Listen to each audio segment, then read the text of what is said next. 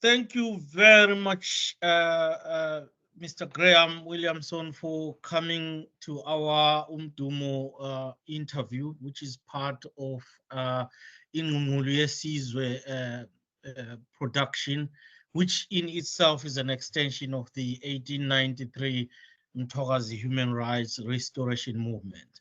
So today you are guests, and we want to explore about who you are, what organization you represent, and then from there probably focus on issues around self-determination versus secession, then look at the genocide, international definition of genocide, what it is, and then probably look into the context of the material and Gukraundi, whether it fits the definition of genocide.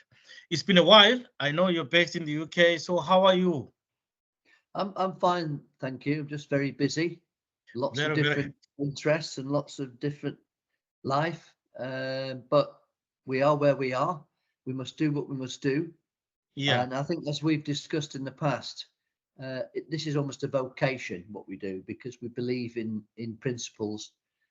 Most people, it's concerning their own people and looking after the interests of their people.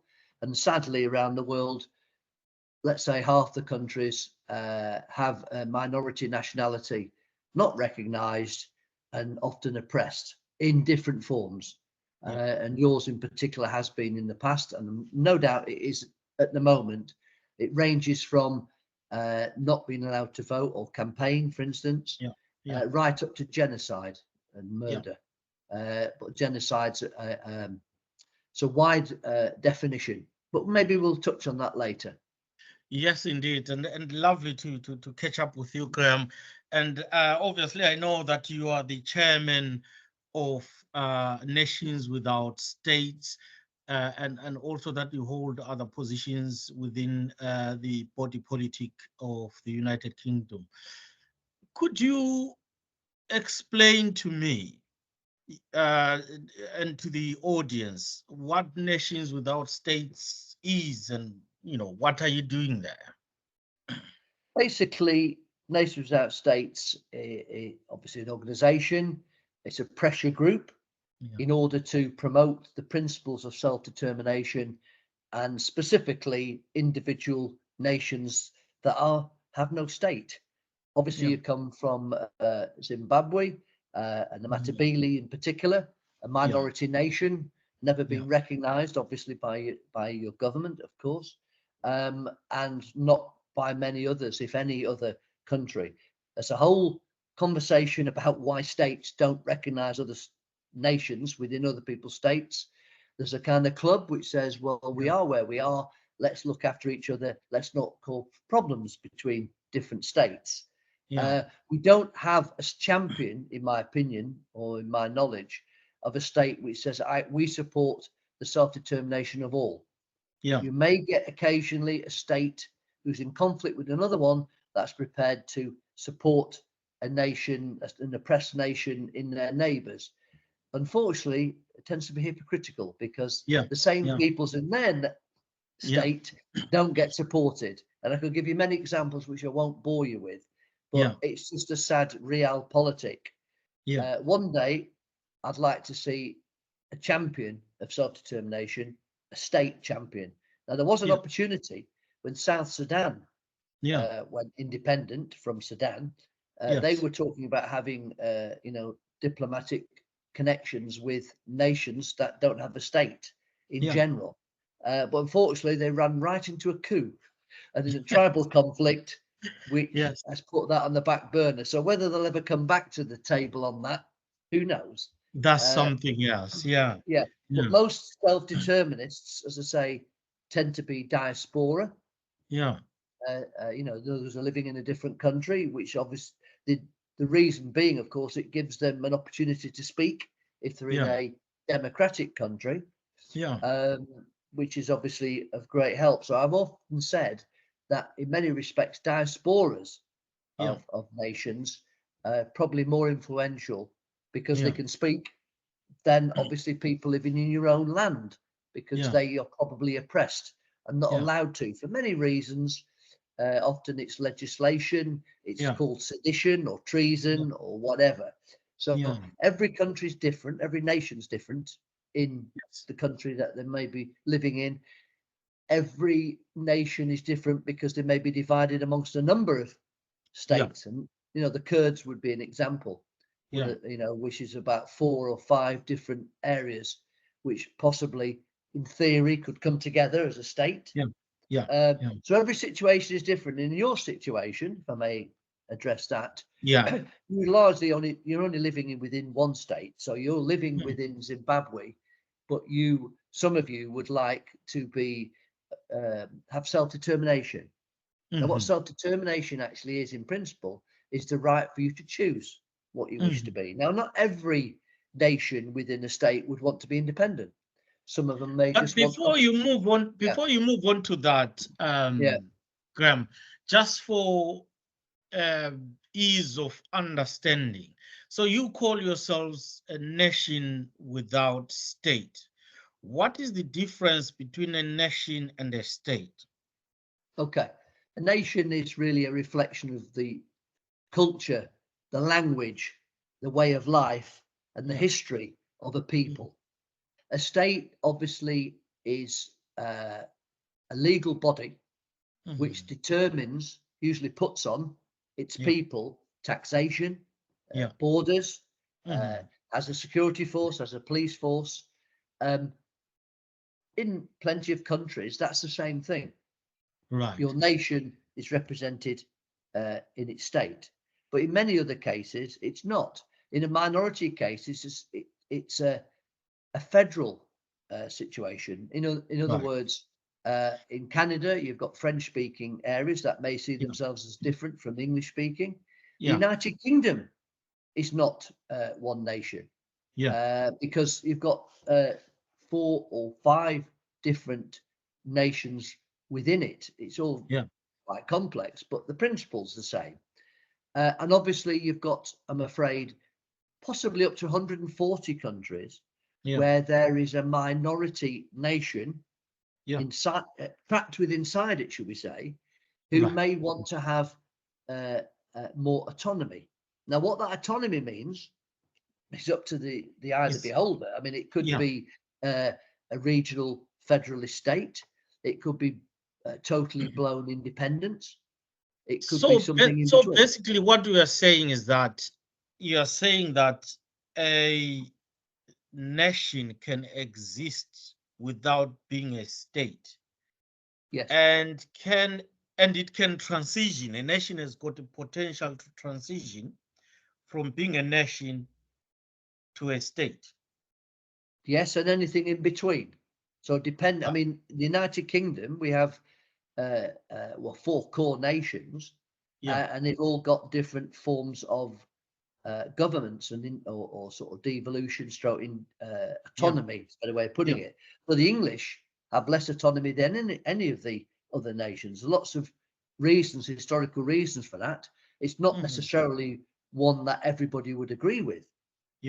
And then you've got the other extreme, presumably like yourselves, the Matabele, who have no power and in fact probably have no recognition, proper recognition, even by the state, that you even exist as a peoples, because they see that as a threat to you wanting more, you know, a recognition, then to autonomy, then to independence, potentially.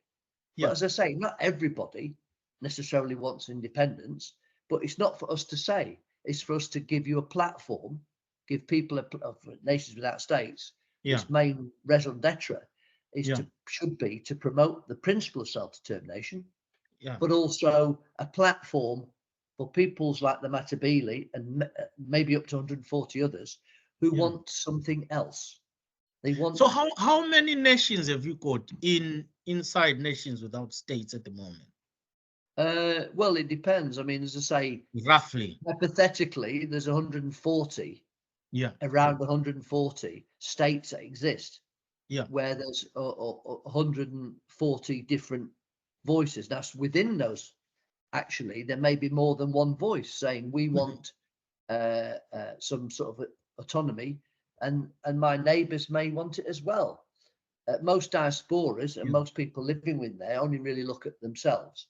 We'd like to see cooperation, where you would actually be working with, maybe not necessarily the Matabele, but other people have got more than themselves who are oppressed within a state.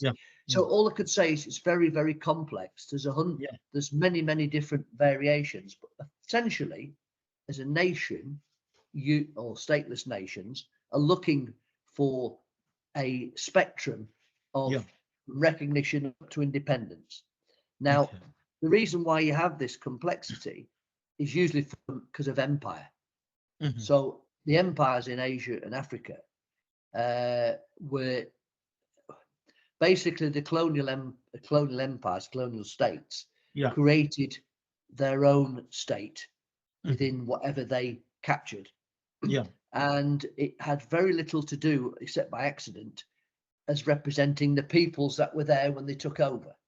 And often it may be that they acquired as much land as they could, and they didn't care too much, but there were peoples within it who may be very different to each other. They probably historically had borders, and therefore the Matabele and Shona may not want, in your case, may not want to be together. But hey, in this case, the British, could be France, Portugal, could be Holland. Do you think, like the way you're putting it, the colonial powers then have got a responsibility, because then they created this sort of situation where, they may have merged nations that were not existing together and then created colonial states. To what extent do you think they've got a responsibility? Because these things may have created problems. And I think it's created problems across the world. Do you think they've got a responsibility to reconfigure, or to be part of reconfiguration of those states, or that's not what would be in their interest? Well, the states possibly don't, or the leaders, should we say, the states probably don't. But really, I think we do have a moral responsibility, because most of the colonial empires created multinational states, which were generally not chosen to be created in that fashion. And what they should have done at the end of their empires, when they disestablished themselves, in many cases, not all, but in many cases, it was a rush to leave, mainly, obviously, progressively after the Second World War. Lots of reasons for that, geopolitical reasons, but in the end, they were leaving. And they didn't, in many cases, try to re-establish what they found when they came in. They created the civil service, they created a sort of their own autonomous state within the empires. And then when they left, they didn't say, well, hang on a minute, maybe it should go back to what it was, or let's see what the people thought. There was some of that, don't get me wrong. It's not like they just totally ran away. It depends on your definition, but they didn't properly, in many cases, address what the people wanted. They did in some cases, but I can give you many examples where, for instance, they would look at tribal leaders. The tribal leaders, of course, could be easily bought out, or easily have a different interest to what non-tribal leaders wanted. So it ranged from what do people want? Let's have a discussion. Let's have a referendum.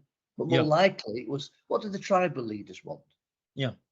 Let's just leave anyway and leave it as it is. They've got a civil service, indigenous civil service, who we've trained. We'll just leave them to it. Let them sort it out. So it was a massive range as ever. So a massive range of the end result was, in my opinion, we need a second decolonization. Exactly, and this is the point that I want to get to, the second decolonization, and which within the umbrella of the second decolonization, there is still the principle of self-determination. Others want to be autonomous, but not completely, but others also want to secede. So there these kind of bits. But just briefly, for the benefit of us all, what's the difference between self-determination and secession? Well, self-determination is the principle of choosing your own future.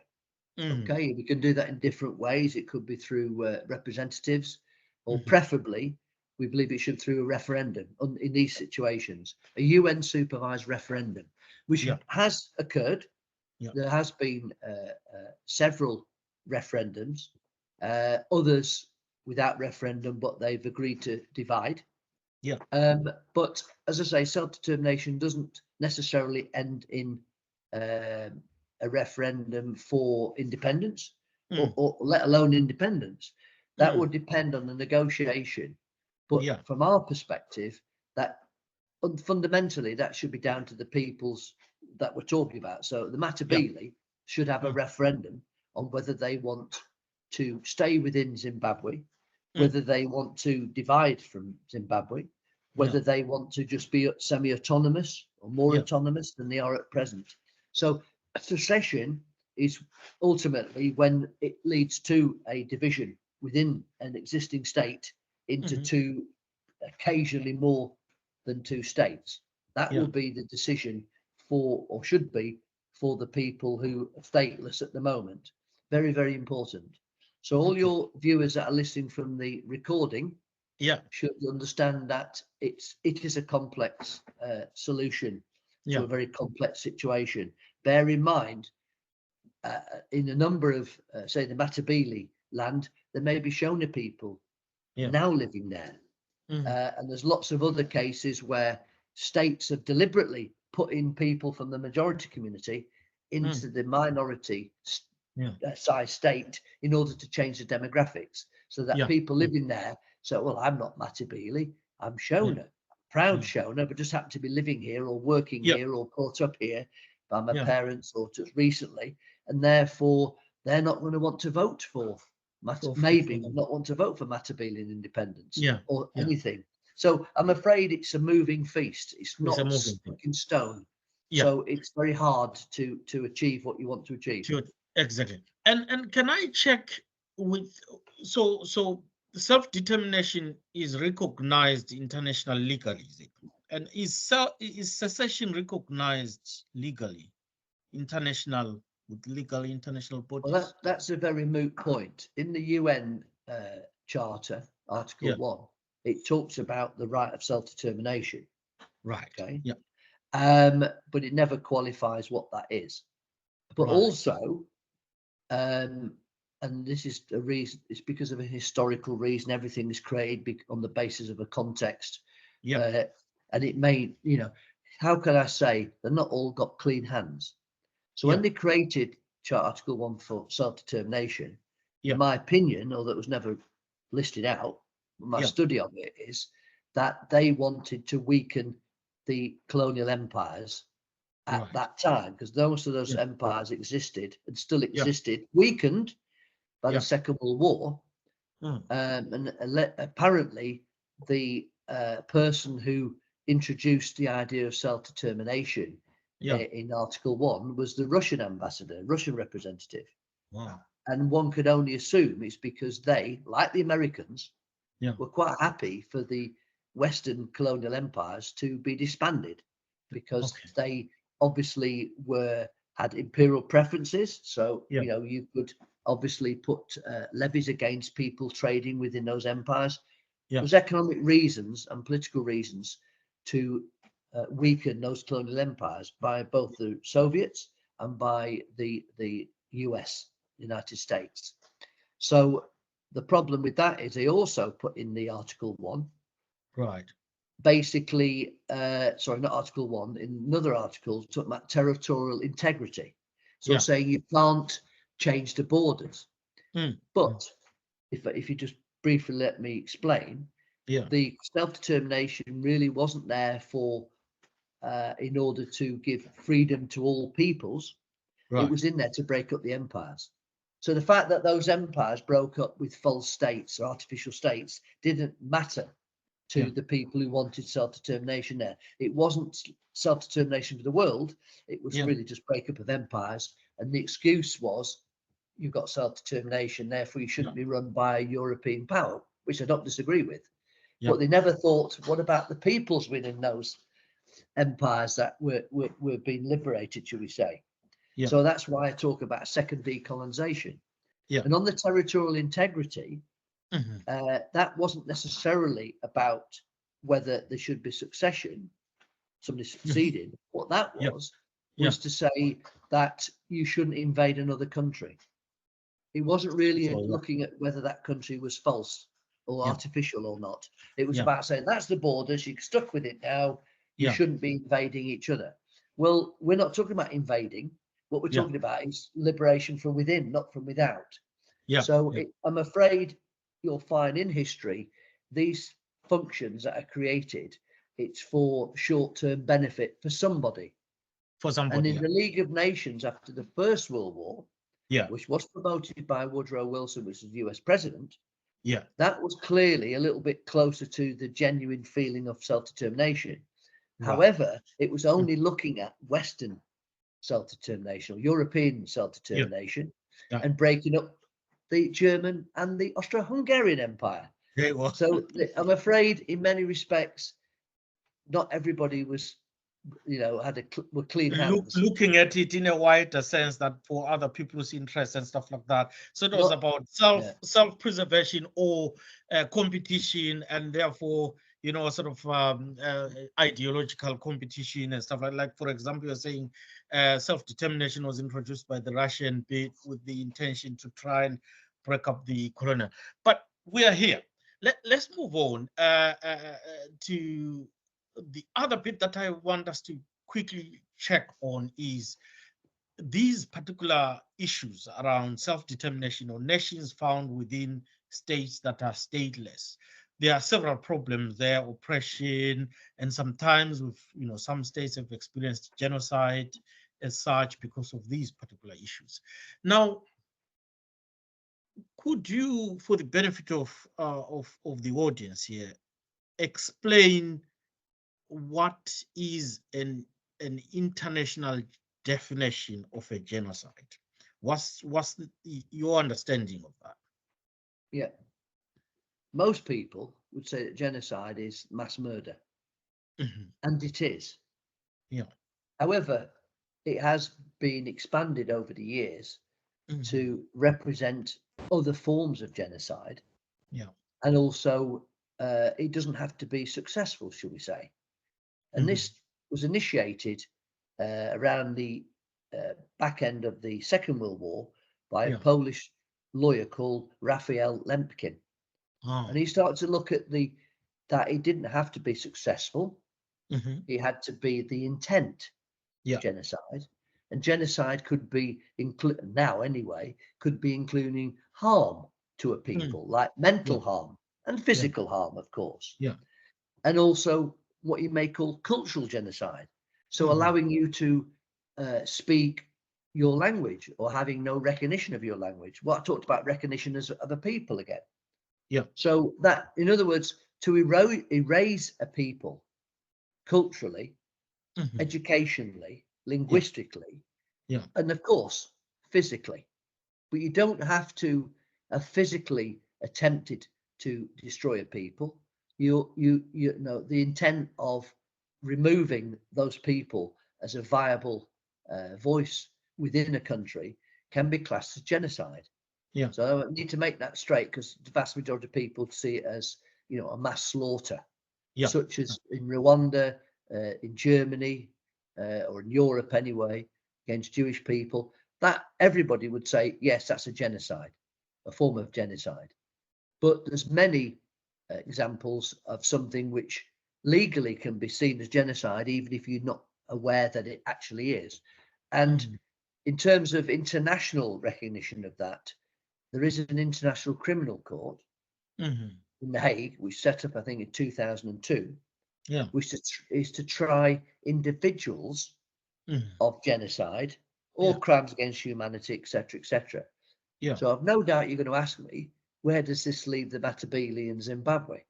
Well, Zimbabwe did sign the Rome Statute to set up the International Criminal Court, but it's never ratified it. Now, that doesn't mean to say that a Zimbabwean individual that you allege has committed genocide against the Matabele, just because Zimbabwe doesn't recognize hasn't ratified that treaty doesn't mean to say that somebody couldn't end up in the court. It just means that they probably wouldn't extradite him or her to the criminal court. But if they stepped out of Zimbabwe, potentially somebody could be arrested, if there's evidence there, of course. So and the just criminal quickly, court. and you've explained it very well, Graham. But just quickly, do you feel that the criminal court has undermined its intention, because it seems to be so selective as to who can be tried and who cannot be tried, and therefore people find it they haven't got any faith in it. It seems to, for example, it seems to go after African leaders rather than any other leaders that have caused to be point blank. People like Bush, they invaded Iraq, Tony Blair, but they can't be tried. But other people are tried. Do you think that's undermining? That's undermining the faith people have in the international court? I don't see why it should. It might undermine the faith of African leaders being arrested for war crimes or genocide. Yes, obviously, I'm not a representative of that body, and I can't really tell you what they think. But we have had crimes at the ICC, Europeans, through the Yugoslavian civil war in particular. So you can't, nobody could say, couldn't justify saying that it's just Africans, because it's not. And in fact, there's less Africans being pursued because the problem is that nobody will extradite them. So obviously there was going to be a court against the president of Sudan through what happened in Darfur and the rest. I think they're legitimate. I think that the legitimate charges, potential charges, of course, to be fair to the individual. Because obviously there have been lots of bloody massacres in Africa. So why would they not be pursued? Now, if it was a case that the International Criminal Court only looking after African leaders, well, that would be morally wrong. But more importantly, rightly or wrongly, African countries are not ratifying the ICC. But that won't save anybody if they ever step out of the jurisdiction of Zimbabwe or any other African country or Asian country or European country. It just won't be. This ICC wouldn't not necessarily have charges against those individuals if it's proved, of course. But the point being is that they'd have to be extradited, or they'd have to go outside the jurisdiction to be arrested to go to the court. So I don't see. It matters morally, but it doesn't matter legally that an African president says, or leader says, I'm not recognizing that court. It matters on the ground, but it doesn't matter morally or legally, in the sense that if one could convince the court that there has been a genocide or war crime or whatever in, say, Zimbabwe, as long as the ICC are persuaded to pursue that and have a trial, which of course may be an absentia because the person or persons involved are staying within Zimbabwe or whatever country, then it is what it is. But as soon as they step out of that jurisdiction, potentially they could be arrested and then sent to The Hague. Okay, so it's not a perfect body, clearly. It won't have the resources it needs because they'll be trying somebody every day, 365 days a year, every year. Now of interest pursuing that, do you think the ICC is handling the Russian issue and the Palestine-Gaza issue in an even-handed way? Do you think I think the problem is that there's two bodies here. There's the UN.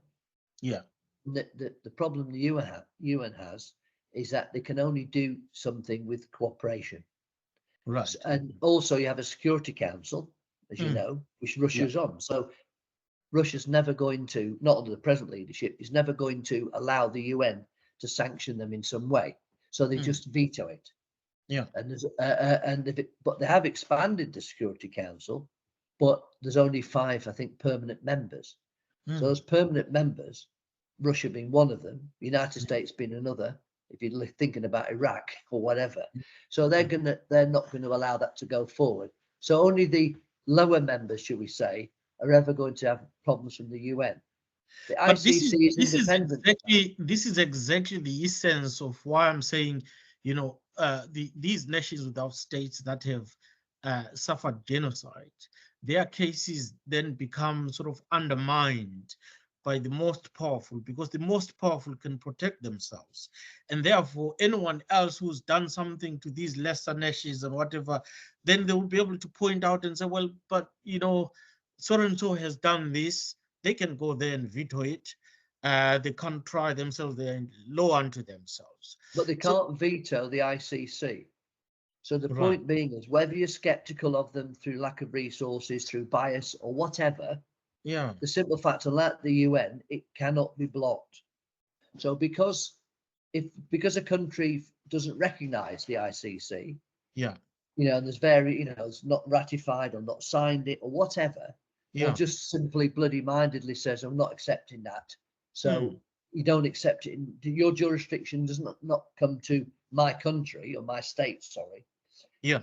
That doesn't stop you or anybody going to the ICC with evidence to say that this or that person committed a genocide or committed a war crime, you know, within all the jurisdictions in my country or that country, if you're not of that nationality or of that ethnicity. You can still go to the ICC and say that this person or persons committed genocide, and here's the evidence. Because that's not going to change. You still have to have the legal rule of law. Just because you claim somebody has committed a genocide or war crime or whatever, doesn't mean they're going to suddenly try and arrest that person. No, they have to be tried, due process. You have to present the evidence, and then maybe the ICC will take up your case. It may be the UN will take up your case within the restrictions of the veto. But if you're not, so in other words, that veto could be applied in the UN on behalf of another country. Say for whatever reason, we, in your case, Zimbabwe, we don't want the Zimbabwean government or members of it or whatever to be tried, let alone convicted, for political reasons, whatever. But the ICC doesn't have that restriction. Its restriction is mainly resources and being interested enough in your particular case. But if you wanted to pursue a particular case, that will be one way of doing it. Every country, I'm afraid, is different. So Britain, for instance, you could bring a case up in Britain against individuals, and should those individuals ever visit Britain, and they were convicted of, let's make this absolutely clear, they have to be convicted, because there's obviously going to be people accused who are not guilty, because they chain of commands and all kinds of things. So you have to so you can do it within countries who are prepared to. So that's going to be limited, but you can do it. And that and some countries have what they call universal jurisdiction. So in other words, you may get a conviction in, I think it's still the UK, within the UK courts, and Spain may recognise it. Right. So if the gentleman concerned or lady concerned has been convicted in Britain, maybe in Spain. But it all depends on the jurisdictions and whether the offence is the same in Spain as in Britain. I'm just giving that example. You could, there's plenty of countries, 190 odd to 200 countries we're talking about. So I'm afraid it's a moving kaleidoscope of different jurisdictions. But the ICC, it can be gone to. So anybody who's listening who believes that in their country somebody's committed war crimes, genocide, whatever, you have to build a case, and you have to try and get that heard by relevant authority. Relevant. And just briefly, in just 2 minutes. Yes. How do people collect evidence to demonstrate that a genocide has been committed? Well, how is that evidence? How is that evidence collected, and how does bodies like the UN human rights side of it, or the ICC, how is that evidence collected and brought to them? Well, I don't think there's any perfect roadmap. You've just got to use common sense. So if acts have been perpetrated, the best evidence is witness evidence. People who have witnessed it, maybe suffered it, even though obviously presumably they're still alive, but family, etc., etc. So witness statements I would put at the top. I'm no expert, obviously, with the ICC, but I would say that, or the UN, I would say witness statements first, then news reports, documentation. So maybe somebody's managed to get hold of a document that from a governmental archive or whatever archive, which actually is somebody giving an order.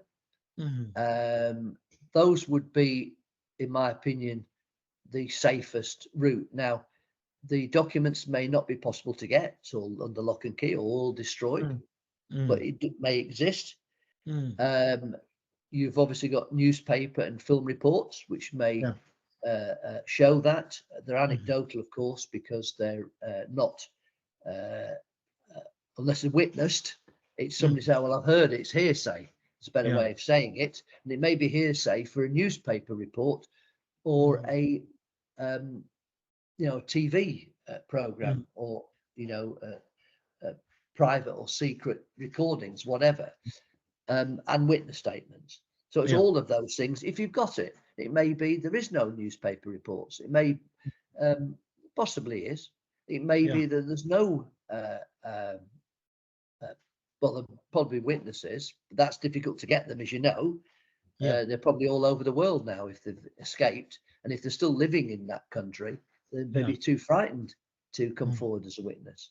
But there may be witnesses of people who carried it out, who may not actually be guilty themselves, but they're aware of it. They were part of that system. So, as I say, you've got, and then documents of somebody allegedly giving an order. So generally those three things. And if you've got them, you've collated them, then you probably have to go to a lawyer to say, somebody human rights lawyer specializes in this, and they'll say what they would need in order to pursue any sort of case, whether it's in a country, not the country who carried it out, probably. It would be possibly in Europe, but generally it would be outside the country where the offences took place. But having said that, Graham, just quickly, that must be a costly exercise to do, to pursue. It probably is, but it'd be the only realistic way, in my opinion. I'm not an expert, never brought a case. It's probably best to have somebody who knows how to present it and what it's all about. Because if you don't do that, you could have all that evidence and it's badly presented. And it goes nowhere. Because there's probably, sadly, in the world, there's lots of things that go on which breaches war crimes, sometimes genocide, etc., etc. The court is not resourced enough to see all those. So you're in the pecking order. You need to have yourself higher up. And the UN is the one that often people go to, but it's the one that can't prosecute. However, they know a man who can. So, you've got these different avenues to go. But I would work on your evidence and get advice. There's people who do pro bono advice, lawyers, human rights lawyers, who won't necessarily run the case, but will advise you whether, in their opinion, you've got a case at that stage. They may say you need to go away and get more witnesses or more documentation or not, but you need to collate it in the right way. They'll know how to present it, how it's best presented, because you're trying to get a very limited resource to champion your case, as apart from many, many others. Many others. Yes. And finally, so nation without states, what are, just in brief as a summary, its existence so far, what are its successes so far? What are well, nation without states, it provides a platform. It's not going to be running cases. somebody can, No, that's great. in general about these programs and stuff like that. No? We're giving the platform, and we hold meetings, and we hold some physical and virtual, like we're doing now, even to encourage people like yourself to promote your cause. Okay, I mean, not necessarily about going to court, but that can be part of it. So basically, you're trying to make awareness, not to yourself, not necessarily to your own people. That's important as well. But if they're not totally signed up to it, you need to campaign, and also to promote the idea of self-determination to the world's leaders ultimately, because they're the ones who have levers of power, and we want them pulling that lever in favor of the minority nation who is oppressed. And that's the hard bit. So there's a massive amount of work to be done, and we haven't got the resources to do all that massive work. We're just a cog in that machine to promote and be a support to people like yourself who are looking for self-determination somewhere, and we need to help you. So we're a cog in that machine. The machine isn't big enough. The machine isn't wealthy enough. The machine isn't experienced enough than we'd like. But we one day maybe we can, and we know that victory can be achieved because we have East Timor independent now. We have South Sudan who's independent now, and there are a number of countries that have achieved it. Sadly, all achieved it through different means and through accident. You just have to be ready to exploit the opportunity of getting your freedom, because if it comes along and you're not ready, then you'll miss the opportunity. You'll miss the opportunity. Graham, thank you very much. It's been a pleasure having you. Hopefully next time we'll also get you to give us some insights on these particular topics of interest. And thank you very much.